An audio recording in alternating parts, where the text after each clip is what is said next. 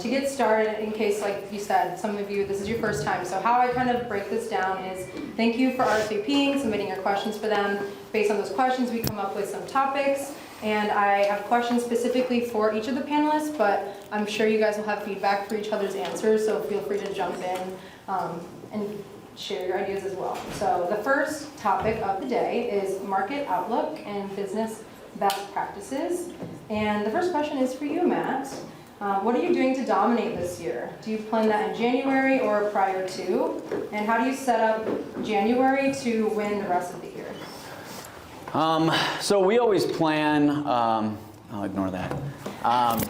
We always plan for, Q1. Actually, I plan the whole year, like in Q4.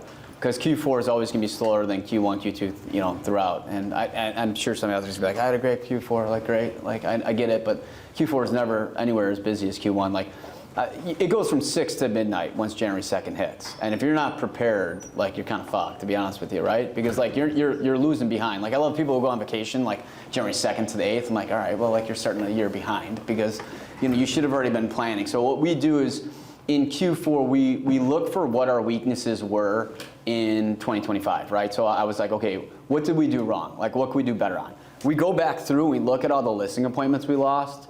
We look at all of our clients that like bought or sold with somebody else, and we ask them like, why do you hate us? Right? Like why did you not use us again? And the people, whenever I lose a listing appointment, I always lose with grace. I said, thank you so much for the opportunity. Is there anything that I can do to change to win business such as yours in the future? And then whatever they say back, as much as you guys want to be like, well, I could do this, or so-and-so you hired, you don't say anything. You say, thank you very much for letting me know that. I will work on that, and I appreciate the opportunity again. And what I do is I save those emails. So as we go into fourth quarter, I look at all the people who said they didn't hire us and why, what they said. I look at, I would say probably about a quarter of the people we reach out to of why they didn't use us. I look at what they said. And then I think to myself, well, how can I be better, right? And instead of saying like, oh, I have an ego, or like, this, like I don't give a shit. Like people aren't going to like you. It's just how life works, okay? And there's going to be things that we thought we did really well that we realized that we didn't do well. So what I do is I try to improve so that when I go into 26, all the things that were my weak points now become my strong points. And then what else I do is not only do I try to get better from my failures from the year before, as I think to myself, well, what's 2026 going to be like, right? Like I predicted I thought 26 would be the best year in recent history. I think it's going to go down as a 2005 or 2006. And if the early indications are to show, it looks like it's going to be. So I thought to myself, I'm going to need more people.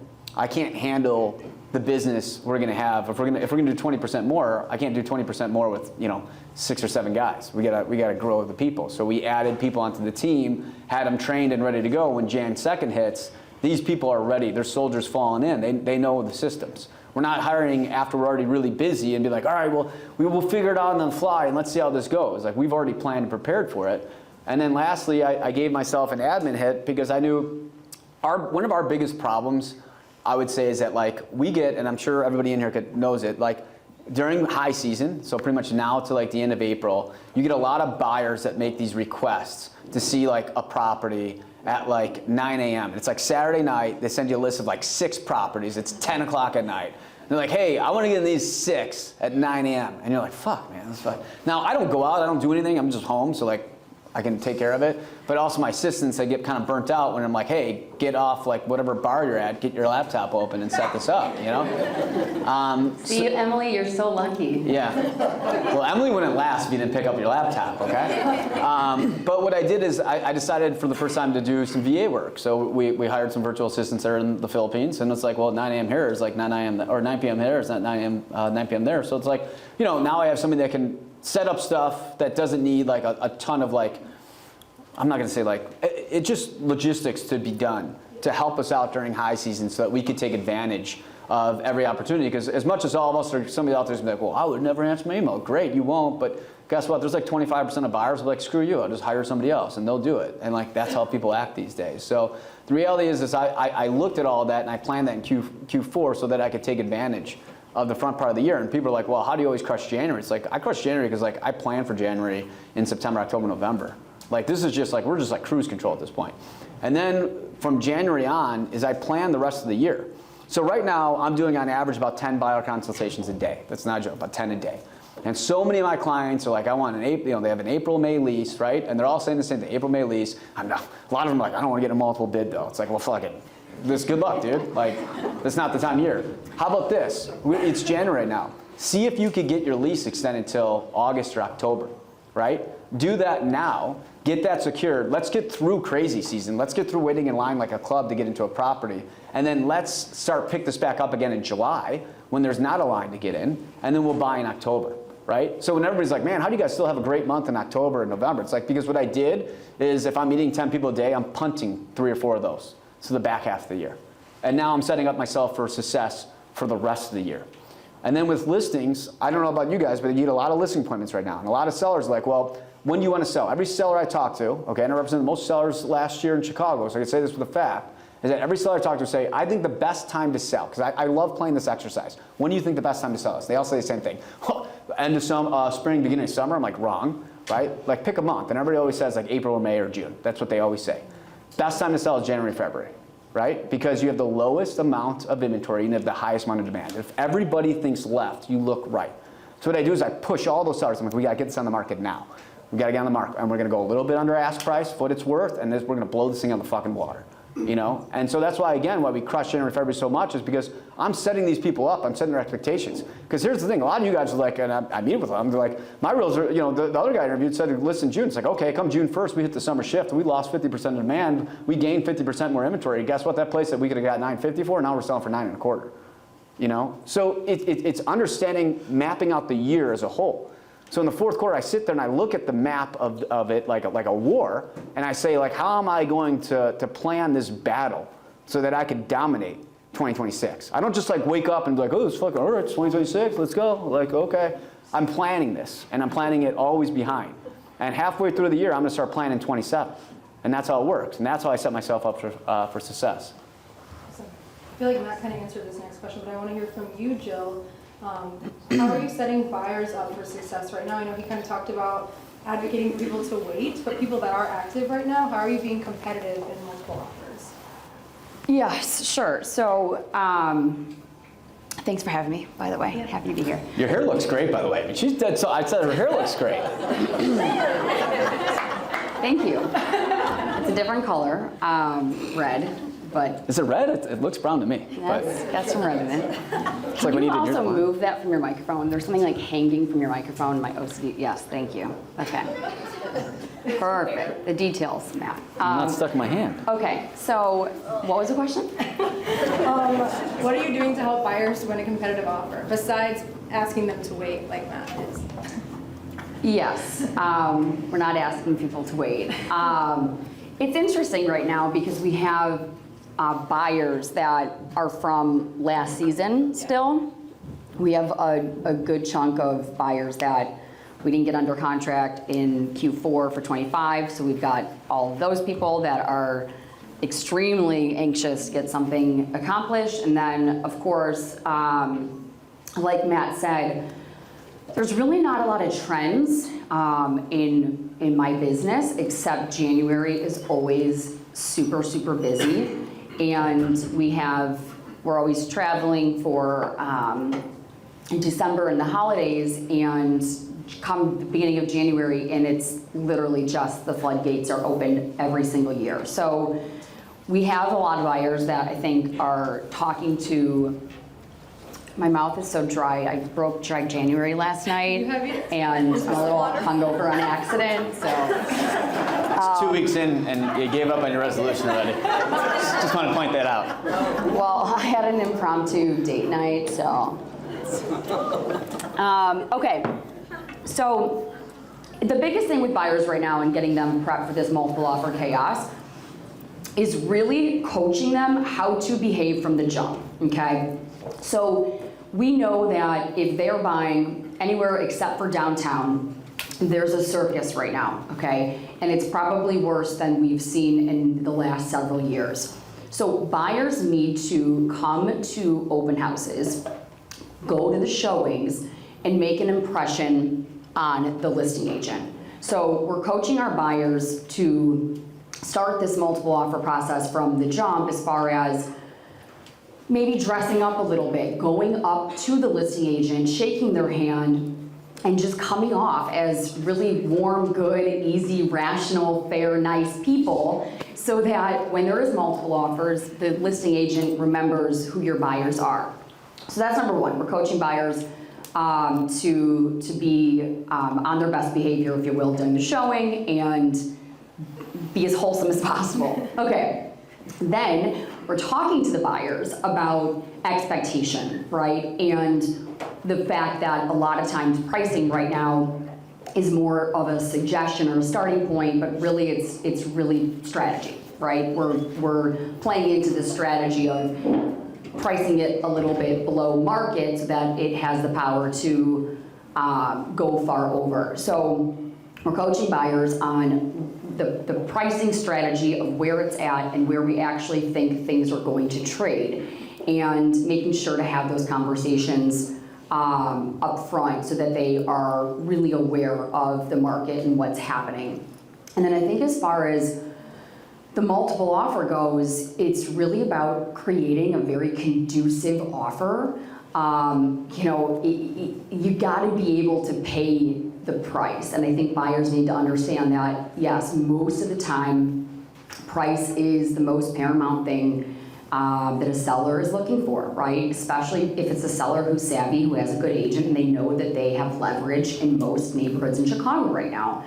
And so price is of course important, but it's really about the whole package. And so what we're really strong at, the JS group, is making sure that the listing side is very well aware of who we are, right? So we include our accolades to make sure that we're presenting comfort to the seller of who the buyer is and the buyer profile, but also comfort of our team in the back end and how we're going to run the deal. So we're putting in our accolades, we're making sure that all terms are super strong.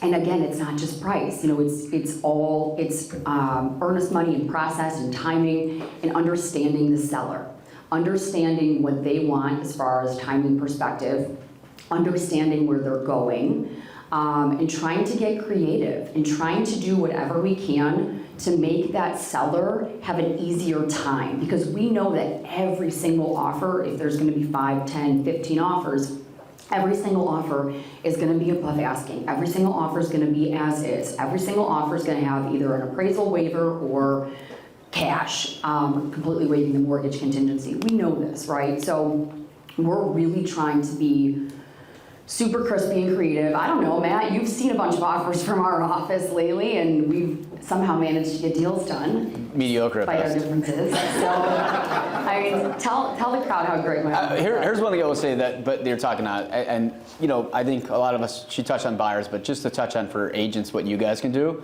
is that, like, I had a listing that went on, and we had 20 offers on it over the weekend, and one agent called me. Now they had a shitty offer, and they didn't win, but I was like, hey, thanks for at least calling me. I talk about this all the time, but I will tell you right now, I had, 4 multiple bids on listings this weekend. I got 1 call, okay? I think we collected over 50 offers. Like, what are you doing? Like, in all honesty, what are you doing? Like, I mean, I would be embarrassed. I'm just being honest with you. Like, you send it over to me, you don't even, most people don't like, first off, I don't really check text, but like, you know, I don't even get like a text follow-up. It's like, and I will tell you right now that one of those properties that we signed an offer, and there was like 2 offers in my spam. And like 3 days later, they're like, hey, did you guys see my offer? I'm like, who is this? John, who? I look at my spam, like, oh yeah, here you are. No, dude, we've been under contract for like 3 days. Like, it was a shitty offer. I still presented it. I did what I was supposed to do. Somebody else was like, yeah, you didn't do it. No, I did what I was supposed to do. But like, it's like, come on. Like, what do you do? Like, I'll tell you one of the reasons why I pretty much beat most people when I go on appointments. I'm like, I negotiate. Like, it's a big strength. You do realize that like one of our main jobs to do is to negotiate. It's like, if I was interviewing somebody to buy a house or sell a house for me, I'd be like, what's your negotiation skill like? Like, let me put you in like an awkward situation and see like how comfortable you are with it. And if you can't do it, then like, I'm not gonna hire you. Well, everything in real estate is negotiable, and I think buyers need to understand that. You can negotiate on all terms. What's the first thing I tell you guys when you guys bring up a listing? I say, call the agent, call the agent, call the agent every time, because you're correct. It's unbelievable when you have offers and you have no idea what the story is or where they're coming from, and agents that aren't calling. So I think we do need to be a little bit more old school. I'm also super surprised when we're negotiating a contract, and I understand that everything in writing is incredibly important.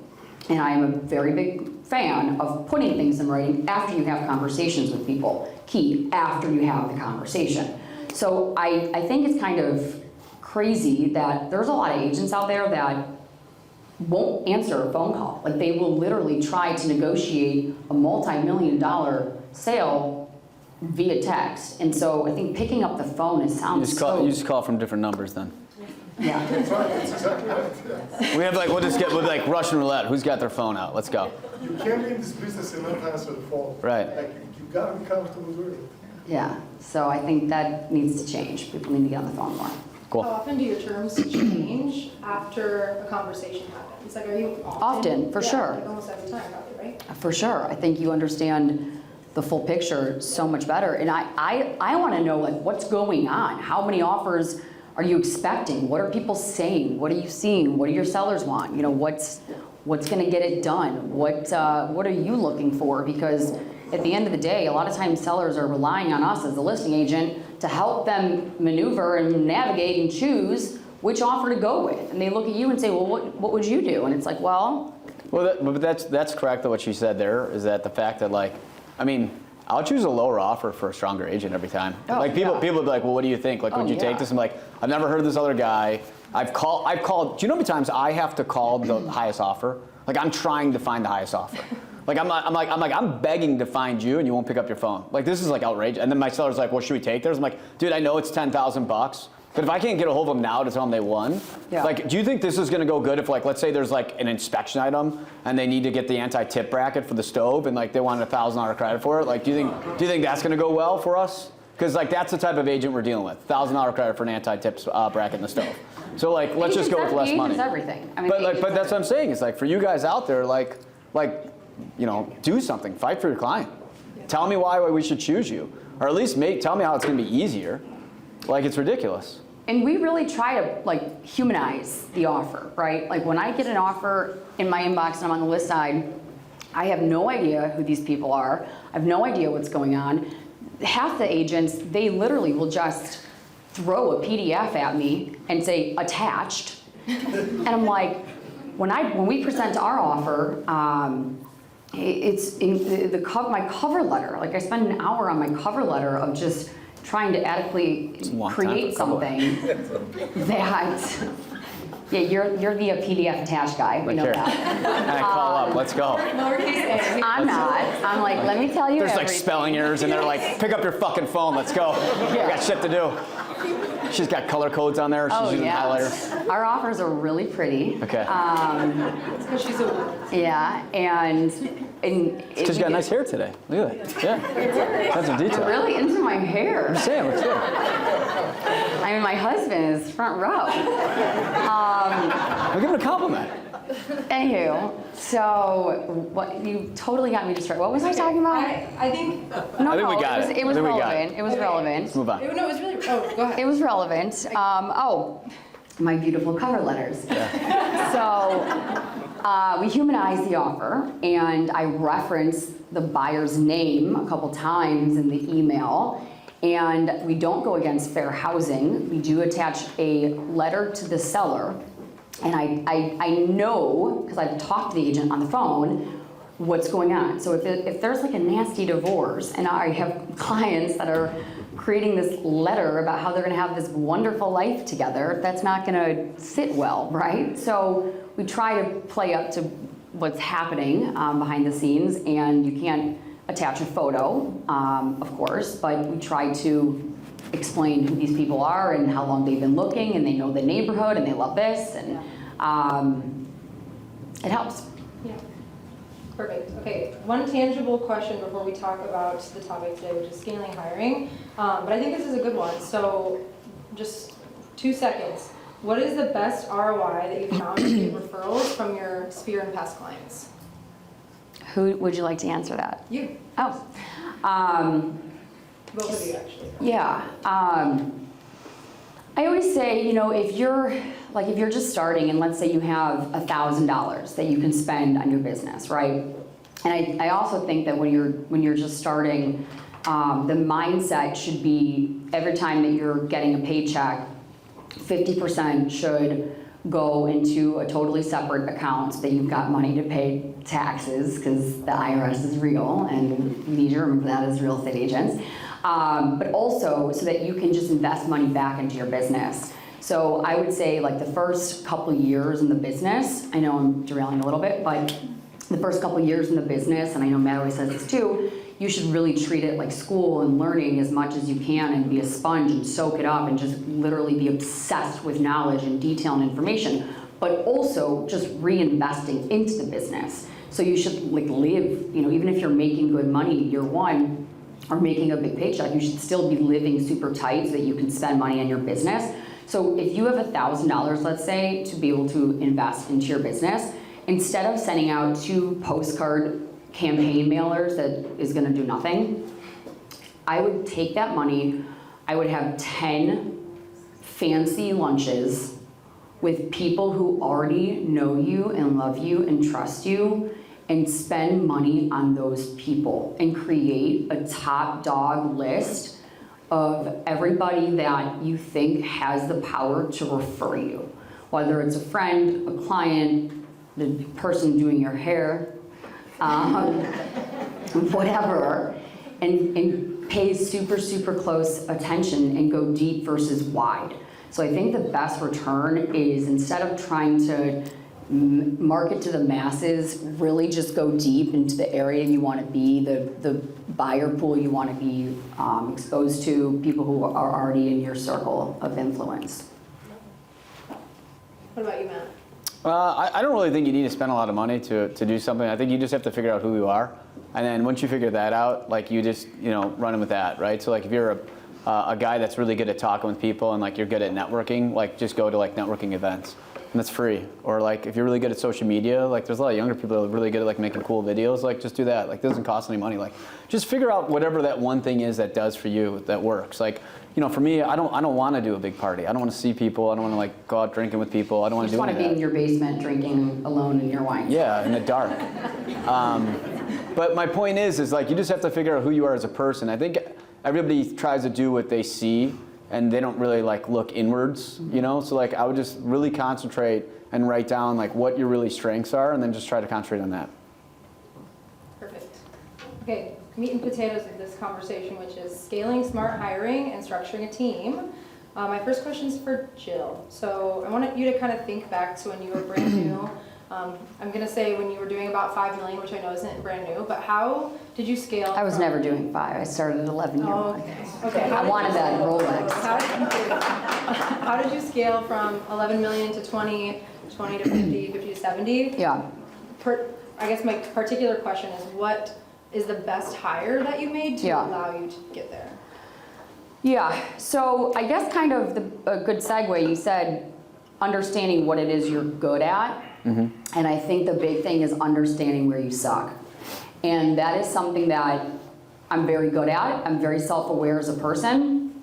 And so I know I have a pile of strengths, and I know I have a lot of things that could be wildly improved. And so I think, I know the second I got into the business, I was looking forward to the day that I could hire an assistant. That is what I worked for. I worked to be able to hire an assistant because I knew that was going to be the ticket to help me scale, because there was so much that I wasn't great at, and there were so many things that I wanted to do that I knew that I was not capable to be able to prospect and meet people and be out and be the face and creating the brand while still creating the systems, because the systems is how you stay in this wild, saturated industry for a long time.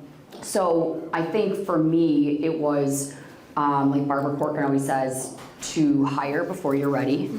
And I think what I did is basically I hired after 10 months in the business. I hired an assistant, And How much business? Is that your 11 million? yeah, year one was 11 million. So and everyone said, once you hit 10, hire. And I was like, amazing, I'm gonna get to 10 so I can hire, because that's all I wanted, and I wanted to be able to justify it, even though I had my rent to pay. I didn't know how the hell I was gonna pay her, and yet alone fill her calendar with 40 hours a week. But it's kind of the concept where when you buy a bigger house, you fill it, and it just gives you more incentive to work harder to be able to take care of someone's salary. But I did every single thing that was in my mind. You know, like I like to say that I charge $400 an hour. Obviously, we don't get to be paid like that, unfortunately, but that's my mindset, right? That I think I'm worth $400 an hour. And so if there was tasks within my business that were not $400 an hour tasks, I didn't want to touch them. So I hired an assistant so that she could do every single thing that I didn't have to be doing or have to be at, so that I could focus all my time and attention on creating content, the brand, meeting people, and doing a really, really good job for the clients that wanted to work with me.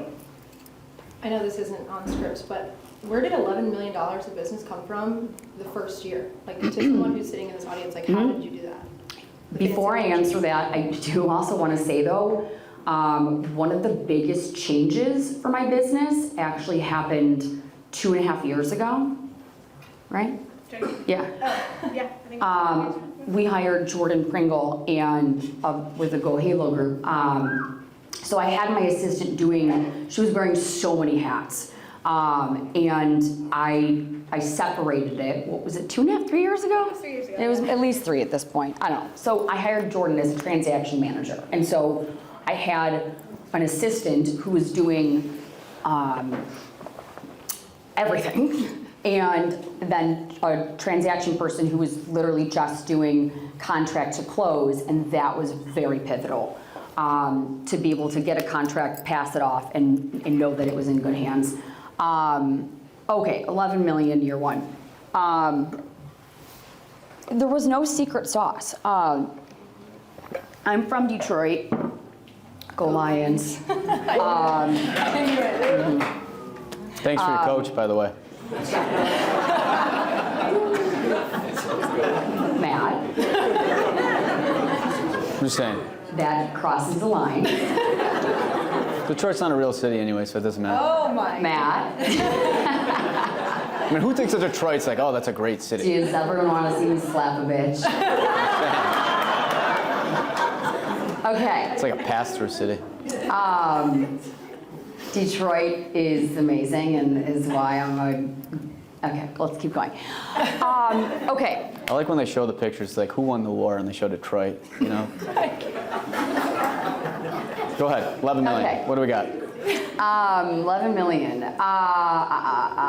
Oh, yeah, no secret sauce. I had open houses, and and this is gonna be good because I know Matt is like so opposed to this comment, but fake it till you make it. Again, we're doing this again.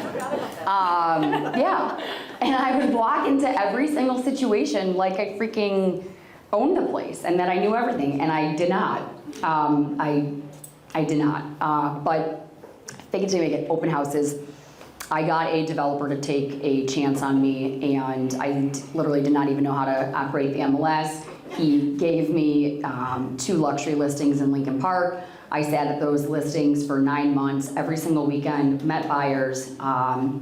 It snowballed from there. I don't think I sold real estate to an actual friend or somebody who I had grown up with or knew until year 3 or 4. I mean, my entire first couple years in business I was 25 when I got into the business, and I didn't really know anyone in Chicago, and I wasn't, my friends weren't buying, and so it was literally just meeting people all the time and being out all the time and sitting at the bar at Gibson's and having a glass of wine with salad when I didn't have any, dinner plans, to talk to the people on the right, talk to people on the left, and be distributing business cards at every moment. But just making phone calls, right? And using the contacts that I'd made in my previous sales job to try to meet more and more people. Thanks for sharing. I feel like it's so real. Chicago agents, I feel like there's so many of us that are transplants, young, we don't have a sphere here, so to hear that is, I think, really encouraging, at least to me, I'm sure to you as well. But thank you. Okay, Matt, what are your non-negotiables when you are hiring somebody? I'm sure you have a lot. Not really. I mean, like, number one is like undying loyalty. Wait, back up. What's your interview process like? Are people meeting with you first, or is there something? Like either myself or Jamie will do a quick call. She'll know right away if they're gonna fit. I'll know in like 2 seconds. And I've walked out of meetings way back in the day when I would meet with them first because it's just a waste of time. But like, you know, we do a call, either me or Jamie, then a sit down, then another sit down, then they meet with some of the guys in the team, and then we'll do another sit down, then hire them. I mean, the reality is like we're creating a culture, right? So like if people on the team don't like you, like, and they're not gonna get along, or they're gonna talk shit about you, like it doesn't make any sense. I don't wanna deal with it. And I don't wanna deal with like inter-office drama. And like we're like a family, so like we have to be really close knit. So if you're not willing to be part of that family, like I don't want you. But like this, I mean, there's a lot of scumbags in this business. I probably say like 80% of people that I meet in this business kind of are. I hate to put it like that, but it's true. I see so many transactions of what people do and say. It's like outrageous. I'm like, I just can't believe you would just like commit fraud like that and just get away with it. And that's why if you ever hear I'm an asshole, it's because like when somebody does something illegal, like I just don't take it. Like I refuse. And I'm sure everybody else is like so like passive they won't do it, but like I'll call you out on it, you know? So. But like my point is like I want undying loyalty. Like if you're gonna come with me, you have to be loyal to the company. If you're not willing to be loyal to the company, like I don't really want anything to do with you. Like that's first and foremost. Second most is work ethic. Like you have to have a really good work ethic. If you're lazy, if you like live for vacation, if you live for You like to live it all. Yeah. If you want to have like a real life, like yeah, like I don't really need that. I mean, this is the only business in the world that has no accountability. It's the only job that if you decided not to show up on Tuesday, Wednesday, Thursday, Friday, you get in no trouble. Your companies don't give a shit if you're coming to the office or not because they make money off you. That's how it works. You know, that's why people want a large team because the more people I get, the more money I make. So it's in my best interest to hire 500 people because then I can sit my fat ass on a beach, do nothing, and collect money. Like that's how this works. That's how this industry works. I don't know if you guys know that. So your company makes money off you whether you sell or you don't. So like that's how this is. Like me, I just don't want people. And I don't want a bunch of turds that suck at their job. Like, I want people who take this job seriously. So when they say like, oh, I met one of Matt's guys, like, yeah, that guy's like, he was good, right? Like, I don't want somebody that just like, they met Matt, oh yeah, I heard Matt was good, but his people suck, right? Like, I don't want that reputation. So it's like, you know, if you want to go out all the time, like, it affects you. And here's why, guys. Like, people, I'm a big believer on like energy and mental and like understanding like where you're at. And like, if you're going out of town this weekend for a party, okay, for a bachelor party or something like that, starting Wednesday, you're already prepping your clients. Like, I'm not gonna be in town this week, I'm not gonna do this. And like, you are also trying to think about like, well, I'm gonna punt this guy. You get a lead in, you're not like A game, right? Like, you're kind of more like C game, like, I'm really like nervous, I'm stressed out, I'm going out of town, I gotta deal with this, I gotta wear a bunch of hats. But you're not like your number one conversion self. Like, you've already switched off, okay? And like, so when you're like, well, I'm betting 50% on listing appointments this week, well, it's like, no shit. Because like mentally, you're not here. You're not giving it your all this week. You're giving it your half-ass this week. And then you're costing me business because you decided to go out of town again this weekend. Like, and then you want to come to me and you want to get leads. So like, I just don't want that. And there's a billion other people out there you could join that does want that. That's great. Like, they'll make money off you, enjoy life. But like, for me, it's like, this is A team. This is the all-star game. You want to make, you know, team one and play in the all-star game, then you come us. But like, if you want to pussyfoot around, that's not my problem. Like, go do it somewhere else. And so like, I take this job extremely seriously, and there's nothing that I won't do, or that there's nothing that I won't make you do that I won't do personally myself. So I'm not sitting there, you know, telling everybody else, go out and do all this shit, I'm sitting on my ass doing nothing, enjoying life. Like, I'm on the front lines, in the trenches with my troops, getting shot at, and I'm willing to sacrifice everything I got to do it. And if you don't have that mentality, then I don't want you. So it's just those two things. It's really basic, if you really think about it. Like, I could teach you anything else from there. But I can't teach you loyalty, and I can't teach you to be a winner. If you're not a winner, not my problem. If you're a victim mentality, it's always somebody else's fault, that drives me nuts. That will trigger me beyond. You want to see me get really mad? Blame somebody else for something you fucked up on. I fly off the handle. Because it's like, just take accountability. And that takes everybody in this room a lesson to think to yourself too, because there's a lot of times where I yell at people like, I've never been talked to like that before. It's like, you fucking fucked up, and then you blame me for it, and then you want me to take, you know, fall on the sword for you. Do you know how hard it is to yell at somebody when you make a mistake and you're like, oh my God, like, I messed up. like I made a mistake, I'm gonna pay for it. Like I can't, like I'm so, like what do you say back? Like, oh, I feel bad for that. I make mistakes all the time too, right? But like it's things like that. So it's really like those, honestly, it's those three qualities. Being able to be accountable, be loyal to the team, and be willing to work hard and have that winning mentality. When you're hiring, where are you looking for people? Do you ever recruit, or are you just posting online, or? I mean, to be frank, we have so many people that reach out. It's kind of annoying. Yeah. Like it's So they're like all daily. coming to you. I have more people that reach out in a week than I can even go with, and I'll just stack them aside. Or like people will naturally find out through the grapevine we're hiring, and then they'll reach out to us. Well, if you have any females that enjoy work hard, play hard, and they're good, send them our way. By all means. And then we could say that girl that works for Jill tried to come work for us. It's your gift. Oh my God. Yeah. That's amazing. I like the lunchbox though. Good timing, Nina. Thank you. Okay, Jill, how do you train new people?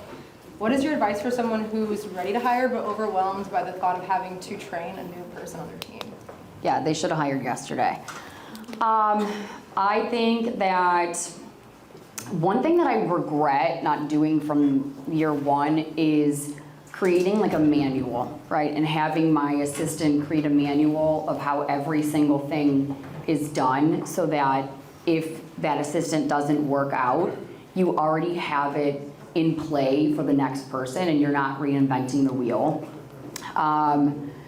So, I mean, we've sort of had to throw people into the fire because you don't always get the luxury of being able to hire Q4 when it's slower. Sometimes things happen and you have to just, roll with the punches and do it in the middle of everything.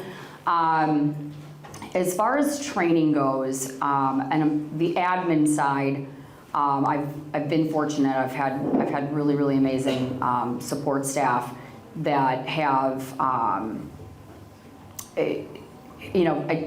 show them exactly how I want things done and want, to take very, very close notes because details are everything. But I guess as far as training agents, I think the best thing is to just have, you guys, when you came on board, I was like, just be with me and listen to me and be around me. Every single moment that you don't have your own meetings and appointments, to be in the car with me, driving around, listening to negotiation, listening to calls with clients, listening to calls with other agents, and basically BCCing the girls on every single thing that I'm doing so that they can see the communication. And I bring on one of our lovely ladies to every listing and every buyer, sort of as a co-list opportunity. So they're on every single text that we go back and forth on so that they can see the process and see exactly how I do things. And it helps. Yeah, that's good. I feel like if you're in this room and you're newer and you're not making maybe as much money or closing as many deals as you would like to be, and I'm not a realtor, but I think our business is kind of similar. I think if you're not going into the office or asking for help or showing up, I think that's the number one thing that could maybe increase your income this year. If I had to say. But going off that though, I mean, like, I think the problem is that, the TV shows have kind of ruined our business. Everybody just thinks they're going to make $11 million in their first year. I mean, it was my 4th year in that I actually did $5 million, 4 years. Think about how long 4 years is. It's a long time. Yeah. In my 5th year, I did 18, and then it wasn't until I got to 50 million that I decided to build a team. And the thing that drives me crazy right now is every realtor thinks they're going to make $500,000. First off, every realtor says they make $500,000 a year. It's easy to calculate what you can make, just so you know.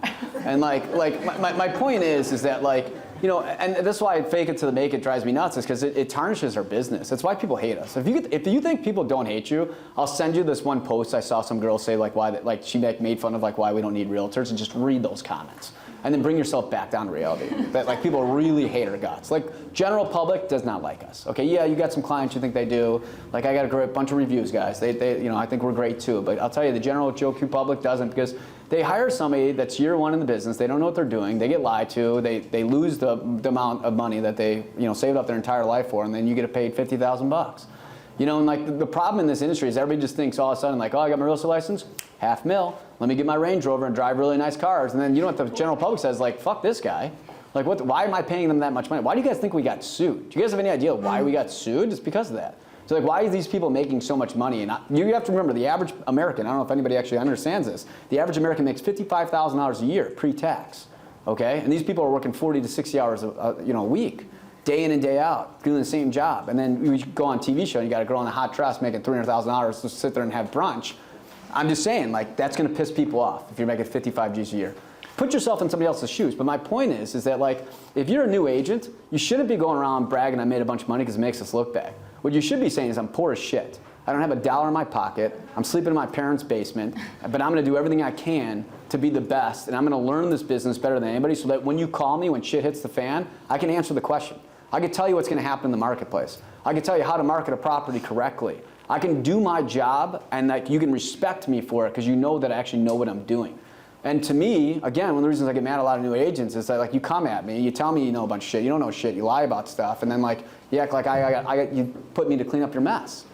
And it's like, it drives me crazy because, like, I hold myself to a higher standard. And when I'm in an industry, I expect my peers to hold themselves to a higher standard. But if you're not going to hold yourself to a higher standard, I'm either going to push you to it, or I'll see you serving, you know, fries with my kids at McDonald's or something, right? Because my point is that you should take this job very seriously. You should learn.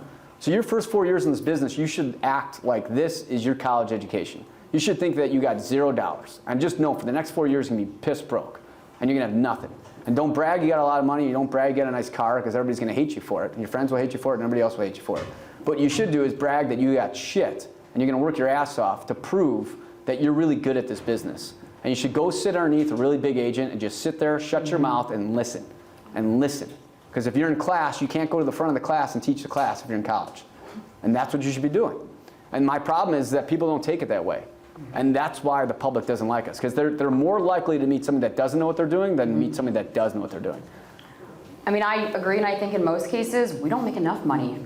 I mean, we work so hard. And that was my mindset from day one, was if I could find one single person to hire me and trust me, I was going to do everything in my power to provide a phenomenal experience. And that is what we do now. It doesn't matter if you're a $2,000 renter or an $8 million buyer, we treat everybody like gold, right? Silverstein sold, we treat you like gold.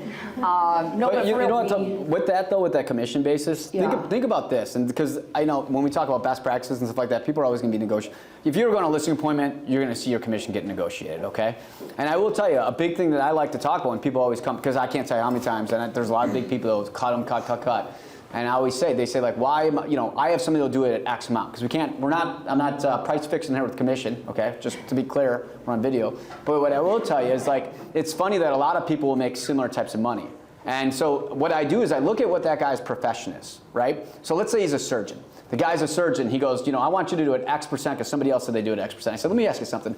You're a surgeon, correct? And he said, yeah. I said, would you say that the resident that just came into your OR room knows as much, if not more, than you do, and would you give him the surgery over you, and that he should make the same amount of money of you? And like, well, that's a resident. Oh, okay. So the guy that walked in there in jean shorts before me that just got his real estate license should get paid the same amount I should. Is that what just so we're on the same page? Is that what we're talking about? No matter what your profession is, your teacher, okay, so the TA that comes in your classroom, they know as much as you do. No matter what it is, that's how I break it down to people. Every single time. You know, because it's like, if I'm doing these type of numbers and the other person's not doing those type of numbers and they're going to do it for less, it's like, well, who do you want to hire, right? Like, so again, it's about understanding what your value add is what you're talking about, and showing that to people. But if you can't show what your value add is, again, that's why we get sued and they said our commissions would go down. It's because people didn't understand how to show what their value add was because they didn't know the business. Mm-hmm. Yeah, and when we're talking about commission, when we walk into a listing presentation, I'm super upfront about the fact that we are not the cheapest people in town. And we are very... I see your outfits, you know? Can't be cheap. Thank you. So we walk in a room and I'll say to Sally, look, I'm not the cheapest lady in Chicago, but guess what? If you want the cheapest, it exists. There will be a line outside of your door. People will line up to give you a discount. There are 15,000 agents in Chicago. You can pay whatever you want to sell your house. 16,000. What? 16,000 agents Oh. in Chicago. 16,000 agents in Chicago. So you can pay what you want you can pay an agent what you want, but there's a clear-cut reason that you're talking to us today, and we do not charge, we charge higher than the average, and I truly believe that we're worth it. I mean, like Matt said, if Joe Schmo is making X amount, why in the world would we be charging the same when we're gonna blow it out of the water and do 10 times better job because of our experience, our structure, our expertise, our teams, everything. I mean, we shouldn't be charging the same, so. I think the main takeaway though from this is that like, as you guys we're heading into high season and you're gonna be doing a lot of interviews right now, whether it be listing appointments, buyer consultations, whatever it is. What I would do if I was you guys is I would write down, what are my main value adds? And then really hone that down when I meet with somebody to make them understand. Because if you haven't gotten that question yet, you're gonna get it. And like, if you're good at doing your pitch, they'll never bring it up. But it's super important to make sure that you can understand that, because there's too many times when I see people, and I don't mean this in a bad way, but I'm saying like really think about like what do you do that you're the best at that you could pitch to your clients to make sure that they know. And then, hold on. I didn't say anything. She's got a lot of questions you gotta get to. Hold on, there's something I say about listing presentation. I don't know, just Okay. keep going. If it comes back, let me know. Yeah. How do you guys handle when? Oh, I know. Sorry. When you present your commission, my little secret is to shut the fuck up. I think what a lot of people do is they say, I charge da-da-da, and this is why, and then the other person's like, okay, well, I was hoping to get it for less. When we present our commission, that's what we charge, and we just sit there silent. And I think people are more receptive to it that way. All right. I thought you were going to respond. No, Okay, no. okay. What do you guys do? How do you handle when somebody says, I only want to work with Matt Laricy, or I only want to work with... I know Jim his answer. Silverstein? I literally know his answer. What's my to answer? this. You want me to tell you Matt's answer? This is Matt's answer. Matt would say, you don't want me to be showing your house because there's a high chance that I just got fired. And if I just got fired, then I'm gonna be in a bad mood when I come in for the showing, and you don't want that. So it's better to have somebody who's fresh on my team that knows everything anyway, is an extension of me and my brain. To an extent, she's right. Listen, I think it all depends, right? Like when they say you, like there's a lot of big agents that say like, you know, you only get it and then you never see them again, right? I'm a big believer in being honest. Like I always tell people, I'm not going to lie to you to get your business, and I'm not going to tell you something and then like later on you find out it's something else. Like the reality is, like in certain price points, like I will try to be there as much as possible. I tell them, like if it's a listing, I'll be like, I'll try to be there as much as possible. I can't be everywhere at once. As well, anybody who's got listings knows that it's 10 o'clock in the afternoon, you get a 12 o'clock showing. And then people are like, well, they don't know, like most agents won't tell the sellers that they even have a showing. Like I use showing time. There's actually a button you can click so that the sellers get notified at the same time you get notified. So like my sellers know, okay? And so it's like, the reality is like, if you only want me on this actual listing, we will miss showings. Would you rather miss a showing, or would you rather me be at every single showing? And if you want to miss showings, then that's fine, I'll do it, right? So it's like, again, it's like just being honest. That's the other thing too, guys. Like, let's try to be honest, like realistic, and like tell people how it is. And most people are totally cool with that, because they're like, can I meet the other guy if I'm gonna show up? Whatever. I've actually never had a problem in my career with that. The other thing is like with buyers, I set the expectation, especially in certain price points and certain times of the year. It's like, one of my guys will, I sign one guy, I'm like, you're gonna see John Paul, and John Paul's gonna be the only guy you're ever gonna see. And you're gonna see him, and everything's gonna go through me. And here's how it's gonna work. And I explained to him my value out of what I do, what my strengths are for this particular client, and what my other guy's strengths are. And 1 out of 10 people won't like that, and I'm not gonna change my business model, because ultimately, like, you're never gonna please everybody, guys, like how you do your business. Don't try to change your business. This is a big thing I used when I was like, the difference between getting from 50 million to 100 million is I was trying to change my business to get that more business. And what I realized is that like I was trying to not be who I was, and that was like affecting me negatively. And once I just embraced it, my business exploded even more. So just don't try to change who you are. If you don't want to be the one to do a showing, explain why that's going to work. And if they don't like it, it is what it is. Like you're not going to win 10 out of 10. Not even make a man look bad at 1,000. Okay? Like you're gonna lose some, and just realize that's how it is, and just try to concentrate on your wins. Don't focus on your losses. Just concentrate on your wins. And I think transparency is everything in this business. Unknowns in real estate are just never welcome. So you have to be extremely explicit about how the process is going to work. And I think the better you are at explaining it and having a clear-cut structure, the better off and more listings you're going to win. So for us, when I go to the listing appointment, first of all, I say the same thing every single time. When we get the phone call of a referral, and I do it in a way so it doesn't sound scripted, but I have a very, very clear-cut process, whether it's my best friend or a brand new stranger, of exactly what we say when we get that call and exactly what we do. And so at the actual listing appointment, I show them a video of Jordan and Emily so that they can see. So this is Emily. This is my executive assistant. This is Emily's gig. This is what she does for the team. This is how she is going to be involved in your sale. This is Jordan. This is what Jordan does. This is how Jordan's going to be involved in your sale.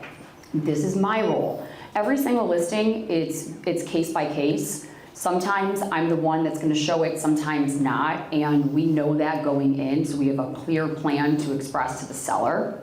And I bring one of the ladies so that, I don't know if you do this, Matt, with your guys, but I bring in one of the ladies and I sort of tell the seller, I tell the seller it's sort of a nurse and doctor effect where, okay, Jotna's coming with me, she's gonna be the nurse. She is going to do all of the first showings, and once we have fish on the hook, I will be there for the second showing. I will be there for all the communication with the agent, et cetera, so that they are meeting Jotna. It's not a Redfin situation where they have no clue who's coming through their home. They're very familiar with the whole team so that there's no surprises. I think when you put up this big game that you're gonna do, or even allude to doing the showings or doing the whatever it is, and then you don't, that's where disappointment comes in. So I think you just have to be super, super explicit up front and say, look, here's our numbers, and here's our 250 5-star reviews, and here's why we are successful because of the structure that we have in place. So this is how we operate, and also I think it's important, and I learned this lesson the hard way a couple times last year. Actually, I lost the listing to you. Oh. I did. It was the one in the townhouse. Anyway, you know what I'm talking about, right? On Gerda? Oh, yeah. Yeah. So. We saw that fast. I'm sure you did, Matt. So. Got a record price. This is something that I learned last year. You also have to be flexible a little bit. And sometimes when you're so wrapped in your head about the process and how you do things, because you're moving fast, you forget to actually listen to what the seller is telling you that they need. And sometimes, in order to win business, you do have to go off the script, and you do have to not back down or bow down, but modify your process. And I think it's important. Sometimes people tell you exactly what they want, and we sit there as salespeople and we're just obsessed with expressing who we are and what we have to offer, and the answer is right in front of you. You're just not willing to grasp it. So letting go. Advice. That's a big thing. Is you have to learn to let go sometimes. Mm-hmm. Like letting go of your process in an extent, meaning that like if somebody wants something done one way, and that's not normally how you do the business, if it's something you can be flexible with, do it. If it's something that's against what you and your team can do, then you just don't lie to get the business. But sometimes you have to be flexible and letting go on how you normally do things if you want to get that business. The Gerda one was hard because the people were pushing me and pushing me and pushing me on the phone to give them information. We got 2 more listings right now in the market from that referral too, by the way, right now. Big ones. It's good. That was a good seller. Can I slap him now? That was a good seller. Anyway, see how elegant and classy I'm being, just minding my own business over here. big area situation, they were pushing me for pricing on the phone, my commission on the phone, a bunch of different things, and I kept saying to them that my process is this. I'm gonna come over, I say this every time, I'm gonna come over, we're gonna walk through your house, we're gonna start at the front door, you can take me all the way through, you can tell me 3 things. Tell me A, what you love about this house, why you bought this house. B, what you don't love, any challenges that we might face when going to sell. And 3, anything that you have changed since you've owned it. We're gonna walk through, we're gonna talk, then we're gonna sit down at your dining room table. I'm gonna present to you our listing presentation. I'm gonna tell you about me, talk about the team, and then we're gonna talk about you and your goals and our marketing and our pricing and make sure that you're comfortable. And then we're gonna see if it makes sense to work together. I'm at a point in my career where I invest so much time and energy and love and money into every single listing that we don't take every listing. And I think people kind of respond interesting when we say that because it shows that we're sort of interviewing them too. Do you ever decline business? Do you ever just say like, I'm not taking this? Yeah, we turned down 4 people yesterday. Oh. So. That's normal. Yeah, I mean, it's like a seller that's too hands-on. Well, I mean, it was like we had 2 listings where they're just like, this seller was just like wants to keep meeting. I'm just like, I've met you 4 times now for 2 hours at the piece. It's busy season. She wants $200,000 more than what the place is worth. I'm just like, it's been on the market for 2 years prior to me. I'm like, I see now. I'm like, if you want to sell, it's at X price. You don't want to do it at X price, not my problem. And I said it just like that. And she's just like, well, do you want my business or not? I'm like, not if it's not $200,000 less. It is what it is. Like, I don't need a more overpriced listing. I'll tell you, 2 years ago, I started turning down listings a lot more. I turned down probably 1 to 2 listings a week because I sell a lot downtown. So you go on these appointments, it's like the unit above you is on the market for $500,000 right now. Then you meet somebody who's like, mine's $600. It's like, dude, the place above you that's in nicer shape is $100,000 less. Like, I'm good at my job, but I'm not $100,000 more than what it's worth good at my job. You know, so it costs a lot of money. It's time. It's energy I'm giving towards them. And then when people yell at you, like, it kind of takes up more of your energy. So I start turning down. Or like buyers that just, you know they're not real buyers. I could tell a buyer in 2 seconds. How much does it cost to list a place? I mean, for the way we do it, on average, depending on the size point, but you're talking a minimum of $1,000 investment, a minimum. 1,000? A minimum. So it's like, I'm surprised that you'd say so low. I think it's like 5,000. I'm talking a minimum. It's Yeah. what we're talking about. $2 million place is different than Yeah. a $250,000 place. Okay, so it's like. Do you sell any you know, 7-figure places or just 250? I think we finished number 4 for above $1 million last year. We just have so many 250 to 5. You sell 20 of those things a week. It's hard to see the other ones. I operate my and that's the other thing is like, you also have to think about your business. I think about my business like a portfolio, right? So like, if you have money, you don't want to put all your money into Apple stock or Nvidia, right? It does really well. If those crash, guess what happens? You start doing really bad. One of the big things I used to always wonder why agents would always say, what's your best year ever, right? You hear people say that, what's your best year ever? And I'm always like, well, your best year ever should be today, right? This should be your best year ever. Why would you go backwards? Yeah. You're like, well, I only do $5 million sales. Like, all right, well, when the economy's really good, $5 million sales do really good. When the economy does really bad, you ever notice like the top 5 and then like 2 of the top 5 are always like fucking up and down? They'd be like, holy God, they just did 300 and something. The next year they do 100 and something. You're like, how does that big swing happen? It's like, because I only do this, right? Me, it's like, listen, it could be a good market, it could be a bad market. It doesn't matter to me. I'm going to fucking win because I have my hand in every bucket. And no matter what happens, I will always be successful because, like, if it's a $250,000 sale and it's a bad market, we'll just do 100 of those. If it's a really good market, our luxury price point will kind of come up. But I think a lot of people try to cornhole themselves and say, I'm only this. I love it when I hear that. I don't mean this against you, and then I see them with a $150,000 buyer or like a $2,500 renter. It's like, again, it's just what's the authenticity of that, right? Because like, I'll tell you right now, if I gave you a $500,000 listing in Lincoln Park, 2-bed, 2-bath, you're a luxury a seller, right? Like, you won't do anything luxury. You're going to turn down that $500,000 2-bed, 2-bath in Lincoln Park. I mean, that fucker's going to sell in 10 seconds. You're like, I don't want, you know what? I don't want 10 grand. Like, fuck it. Like, get it away from me. Get it away. I don't want 10 grand. Fuck it. First class ticket to Europe for you, right? Like, it's just bullshit. So it's like, that's how I know people are full of shit. And so like, my point is like, the way I run my business, I think when you're thinking about scaling and things like that too, and your hair, you should be thinking is like, how do I run my business like a business? If I'm operating McDonald's or Pepsi or something like that, what kind of decisions am I going to make me grow next quarter, right? Like, almost imagine like you got like stock shareholders in your company. and be like, what am I going to do that's best for this? Because then if I have a lot of X price point but I want to do it, then do I have the best guy that could do it to help get my stock up, right? Because and I think too many people get too kind of caught up in the reality TV shows and what they see, or feel like that they're going to be looked down on or care about what somebody's going to say about them. And let me tell you something, that's not how Pepsi thinks about their business. Do you think McDonald's gives a shit if they have a $1 value menu? Do you think they care? I mean, that's how they make their money, right? So it's again, think of your business like a business. Run your business like a business. Too many people don't do that.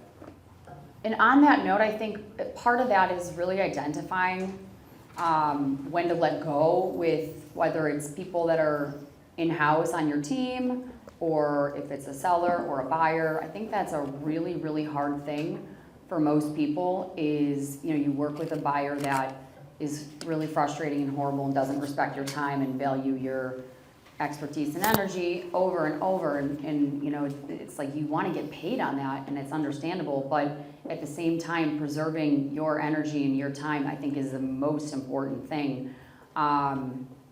Whether, in knowing when to fire and firing fast, it's all sort of related to being able to identify as a business owner what the right business decisions are for you as it pertains to staff and clients. I love you so much. There's one thing that really irks me about you. You have to start wearing shoes in your videos.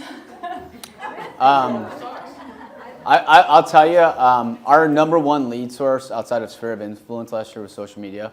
So I used to hire, I have a social media company now, but I would always have these people that would always tell me that hey, you have a big abrasive personality, you got to tone it down. You can't do this, you can't say this, blah, blah, blah. And they'd edit all the stuff out of it. And I'd be like, man, I just don't. And then I'd see these stuff. I'm like, that's just not who I am. It's just it's not me. And we never got any business ever. I think I spent over probably $2 million on listing videos throughout my career up until last year. And I was like, you know what? I fired everybody. I'm like, I'm just going to literally go into a unit, one take. A lot of the times I've never been into the place. So that's why if you see me open up a wash dryer, I'm like, oh, here it is. And then this is where it's at. This is what's at. But so it's a one take. A lot of times, first time me seeing it, I always take off my shoes out of respect for people. So I do that, and I do it my way. And I will tell you, I'm averaging on a low side 200 leads a month from social media. Real buyers. We have over 100 consultations lined up from January 1st through the end of the month just from social media. Real consultations, real buyers, real sellers. And I will tell you, one of the main things people say that, one, they love that I take my shoes off. And this is a true story. This is why it's important always to stick to your gut. And I'll tell you, for about 7 years, I didn't stick to my gut. I was like, I'm going to do things my way. And everybody told me I was wrong. And honestly, I'm so busy. I'm like, whatever. I hire people to do it. I'll listen to them. And finally, I'm like, fuck you guys. I'm doing it my way. And then I wish one of my assistants was here to tell you. We got in a huge argument with my main assistant, Jamie, and my other main assistant, Jessica. And they said, you got to be like Carrie. I love Carrie McCormick. She's like, but she does good. She's got really nice shoes. She walks around the place. They're like, you got to have the nice shoes on, all this stuff. I'm like, I don't fucking have them. I don't even know where these shoes are from. Who gives a shit? I'm like, the only thing fun about me is I always have some sort of cool socks on. I'm just going to wear those and rock those. And we got in a big argument. They're like, you got to take those off. We're not going to post it for you. But I'm like, I'm doing it. And I will tell you that a lot of times they'll go out and they'll be like, what do you do? And they'll be like, I work for this guy named Matt Laricy. They'll go, the guy with the socks. And I say, it's like, listen, it's important. And the point in the story, though, is it's important to embrace who you are.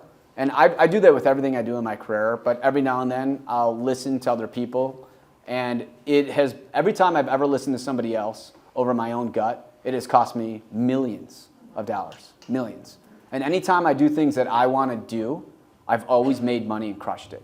And I think it's because we are always authentic to ourselves. We know what works for us, and people can feel that, right? You can feel when somebody's kind of real and when somebody's full of shit. And I think that comes off. And I think when you guys are looking at your business, think about how many people tell you, oh, you got to do it this way. Oh, you got to do it this way. And then you're like, okay, well, I feel like I got to do this way because that's what everybody else is doing, so I may as well just do it. And at a certain point, you have to think to yourself, what works for you? What works for your best personality? And then embrace that. And I'll tell you right now, if you run your business like that, you're going to be more successful. People like people that aren't full of shit.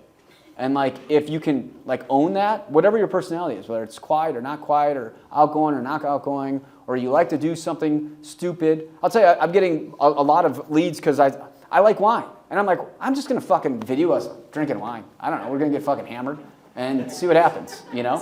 We've been getting a lot of business from them because people are like, I don't know, I saw you and me, Lo, and Radney got hammered, like belligerently drunk, on camera. And it you got us a still lot woke of up the next day at 4:38. I did, and I texted them to show them that. But my point is like, do it, whatever it is that makes you happy, whatever your passion is. Go with that passion and show it to people because people are attracted to that. I think that's fantastic, and I do think that that's a huge theme that I live my life by and the team by is this authenticity. And I really believe that if you can just talk to humans like they're humans, you will get so much farther, especially in this industry. And every single time I meet with a new client, I sit there and tell them, I'm like, look, I'm a salesperson through and through. I don't deny that fact. And I really think that we try to just be humans, right? And take really good notes on clients so that we can reference what's going on in their life and sort of advise as a friend. And that's just who we are as a team. So I think that is very, very relevant, very important. I know that social media is really challenging, at least for me, because now you can't just be a good real estate agent, you have to be like a film star. But I think it's just about finding what within that social media bracket you are good at, so you can rock on with your goddamn socks. I got some new ones coming. Thank you both so much for this conversation. I think the good news is both of these do videos, and maybe we could get a podcast episode together. We'll I see. feel like we could. We need cake with I feel like it would be fun. Maybe you guys could get drunk together in Matt's Oh. basement. I think that'd be fun. But seriously, Yeah. thank you both so much. Thank you all for coming today. I feel like this is such a great, inspiring way to go into the new year. Before I send you on your way, a couple things. One, this year we're starting something new. I don't know if you read my emails that go out, but if you look on the back screen, we're asking for everybody who has upcoming listings to please send them to us so that we can put them on display in case anybody has buyers or. Oh, that's cool. Yeah, so please read your emails from me, please. Next month we are not doing a panel. We're going to do a more fun networking style event. It's going to be a casino night here. We're going to have all the things, tables, drinks, so please RSVP here. It is invite only. It's not going to be on social media, so scan the QR code, otherwise you're going to maybe miss out. So thank you so much again. Do you want to see if anybody's got questions, or are we good? I think. Yeah, we love questions. Does You anybody good? have, okay, we don't have a ton of time, so only raise your hand if you have a good question. Yeah. I know, Okay. Dean, do you have a question? Okay. You have a question? Yeah. This question's for Matt. So you mentioned that you had practically hired someone as virtual assistant to kind of help out. How do you validate or how do you figure out where a quality person is in your virtual? So she asked about like how we found a virtual assistant. I looked for like 6 months. I actually found one that like worked with a bunch of other teams in the country and had stuff, and I zoomed with them to make sure they're like legit. But I mean, I don't know, maybe they steal all of our information. You'll see me on like some like weird like dating websites. But I think there's always a risk, but like you try to vet them as much as possible. I zoom with them and make sure they have experience. Yeah. What's the biggest challenges you think for 2026 for the downtown market and comparable to the suburbs? Basically, since COVID, we've had this giant change that's been happening, and Matt Laricy in the past has mentioned how there's been a little bit of a shift into the suburban market. Do you see any big changes for 2026? So we're starting the year with the lowest amount of inventory we've had in 5 years. Real estate tends to go in 5-year cycles. Remember that. Real estate goes in 5-year cycles. This is the first year of a new cycle.